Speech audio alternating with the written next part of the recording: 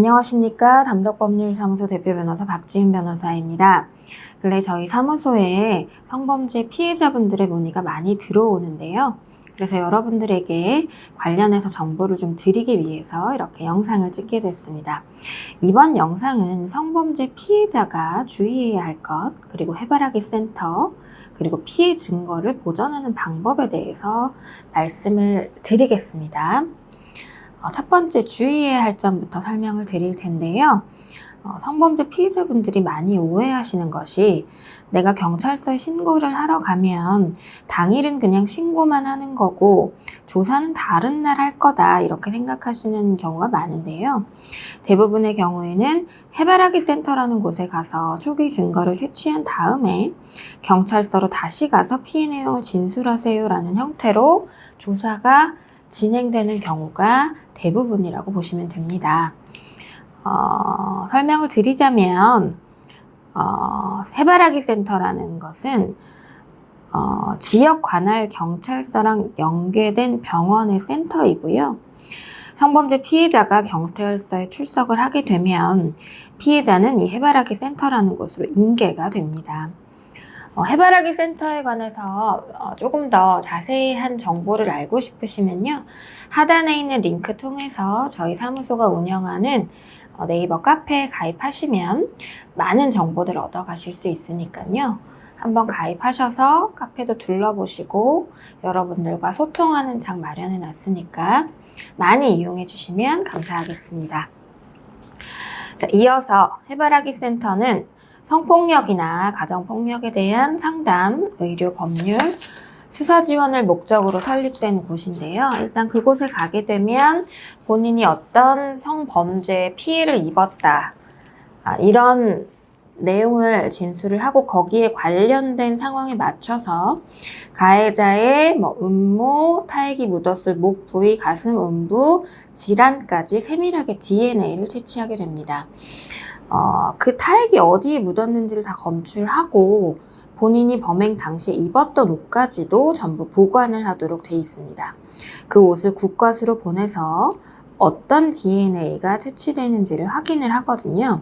본인이 조사를 받은 다음에 가해자, 이제 피의자가 되겠죠. 그 피의자를 불러서 조사를 할 때 조사 전에도 이제 구강세포랑 이런 부분을 다 타액을 채취를 합니다. 그래서 피해자의 몸과 옷에서 나온 DNA와 가해자의 구강세포 등 내에서 발견된 그 타액의 DNA 등과 일치 여부를 확인하게 됩니다.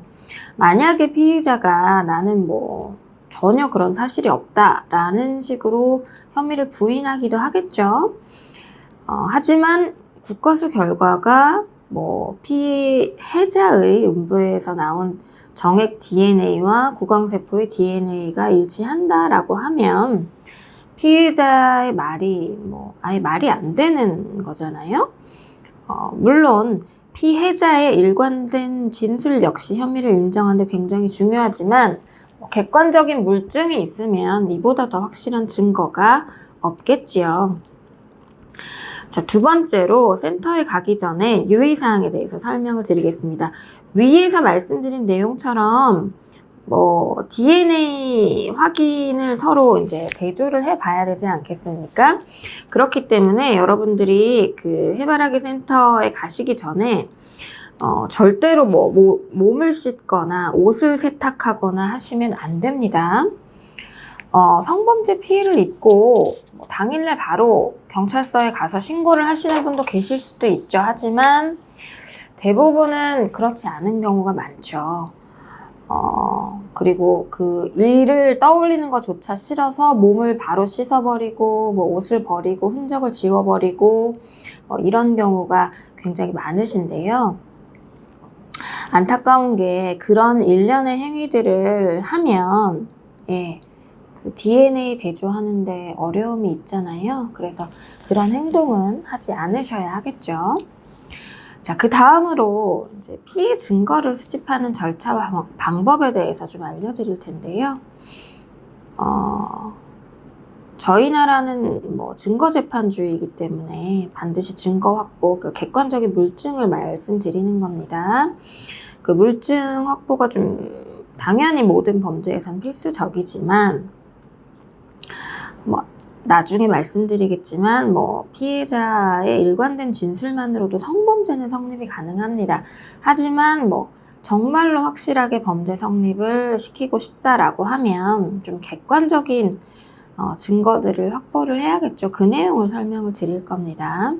첫 번째로는 CCTV 자료가 있겠죠. 여러분들은 이제 CCTV 확보 방법을 잘 모르실 거예요. 그냥 뭐 가서 보여달라고 하면 보여줄 거라고 착각을 하시는데 절대 그렇지 않죠. 뭐 누군 줄 알고 보여주겠습니까? 대부분 그 CCTV 관리하시는 분들은 개인정보보호법 때문에 이거를 절대로 보여주지 않습니다. 그러면 어떻게 해야지 확보를 할 수 있냐? 첫 번째, 뭐, 길거리 방범용 CCTV, 도로 CCTV, 뭐, 이런 국가나 지자체에서 관리하는 것들은 정보공개 청구를 통해서 할 수가 있는데요. 그 정보공개 청구를 하는 방법은 조금 구체적으로 말씀을 드려야 되기 때문에 그 관련 내용도 저희 카페에 들어오시면 상세하게 저희가 자료를 올려놨기 때문에 여러분들이 한번 보시면 좋을 것 같습니다. 그 정보공개 청구 관련해서는 이제 포털 사이트가 있습니다. 그 정보공개 포털 사이트에 들어가서 뭐 1년에 그 내용에 따라서 여러 가지를 작성을 해주시면 정보공개 청구 신청이 되고요. 거기서 허가가 돼서 이제 파일들이 올 겁니다. 그래서 여러분들이 받으셔서 그걸 확보하는 방법이 있습니다. 두 번째는 뭐 개인적으로 이제 관리하는 CCTV들이 있겠죠. 뭐 이 CCTV 역시 뭐 앞선 CCTV처럼 보관 기간이 길지 않아요. 보통 뭐 2주 정도 내외거든요. 이럴 경우에는 빠르게 가셔가지고 요거를 확보할 수 있도록 일단 얘기를 해줘야 됩니다. 당연히 안 보여준다고 말씀드렸고요. 그 해당 일을 지칭을 하시고 보관해 달라고 요청을 하신 다음에 우리가 법원에다가 증거보전 신청을 당장 할 거다. 그리고 USB 가지고 가셔서 백업을 일단 요청을 해두세요. 나한테 보여주지 않아도 되니까 백업을 좀 하세요 라고 해두시고 그리고 법원에다가 증거보전 신청을 해야 됩니다. 증거보전 신청은 말씀드렸지만 그 여러 가지 그 필요한 내용들을 작성을 해서 결정을 받아서 그 명령이 그 CCTV 관리자에게 도달을 하는 건데요. 그렇게 되면 그 사람들이 영상을 제출을 해야 됩니다. 예, 그 과정 역시 뭐 저희 사무소 그 카페에 있으니까 한번 봐주시면 되겠습니다. 자세한 내용들이 올라와 있습니다. 그래서 이 성범죄 피해라는 이런 끔찍한 일을 당하신 분들은 너무 마음도 너무 안 좋고 정신도 없으시잖아요. 그래서 이런 절차를 아마도 혼자서 진행하시기에는 벅차실 거예요. 그렇다고 한다면 네, 이렇게 여성 변호사가 상주하는 전담해서 성범죄 피해자를 담당하는 이런 사무소에 맡기셔서 그런 절차에 대한 상담도 한번 해보시고 도움도 많이 받아가셨으면 하는 바람이 있습니다. 그 다음에 또 여러분들이 개인적으로 이제 하셔야 될 것들이 있는데요. 뭐 알고 있던 사이, 뭐 혹은 뭐 원나잇이라고 하더라도 서로 전화번호를 알 수는 있잖아요. 그렇다고 한다면 범행 전후에 받은 뭐 카톡, 뭐 인스타 DM, 페북 메시지, 문자 메시지, 통화 내역 이런 것들을 꼭 확보를 해두셔야 되고요. 절대 지우시면 안 되고 당시에 발생했던 일을 꼭 그런 자료가 만약에 지워졌다고 하더라도 당시에 발생했던 일을 시간 순으로 좀 자세히 기억을 해내실 필요가 있습니다. 예. 이게 되게 중요해요. 일관되게 아주 구체적으로 그 상황을 진술하는 것이 진술의 일관성과 신빙성을 확보하는데 가장 핵심적인 포인트입니다. 그래서 꼭 그런 것들을 상세하게 메모를 하셔야 될 거예요. 그리고 관련해서 어떤 신체적인 피해를 입으셨다고 하면 진단서를 반드시 떼두셔야 되고요. 카메라로 촬영을 다 해두셔야 됩니다.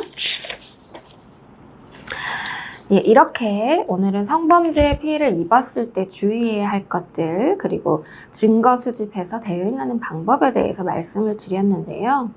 애초에 이런 불미스러운 일에 휘말리지 않으셔야 되겠지만 만약이라도 그런 일을 당하셨다면 가능한 침착하게 대응하셔야 하고요. 그것도 힘드시다면 저희 사무소에 언제든 문의 주시기 바랍니다. 아래 그 링크 보시면 1:1 카카오톡으로 비밀 채팅도 가능하니까요. 그런 채팅을 통해서 언제든지 여러분들 저희한테 문의 주시고 피해 사실 알려주시고 도움 청해 주시면 저희가 응대해 드리도록 하겠습니다. 또 가능하시면 방문하시는 게 제일 좋고 아니면 위에 있는 전화번호로 연락 주셔도 좋을 것 같습니다. 영상 시청해 주셔서 감사드리고요. 다음 영상에서 또 좋은 정보들로 여러분들 찾아뵙도록 하겠습니다. 감사합니다.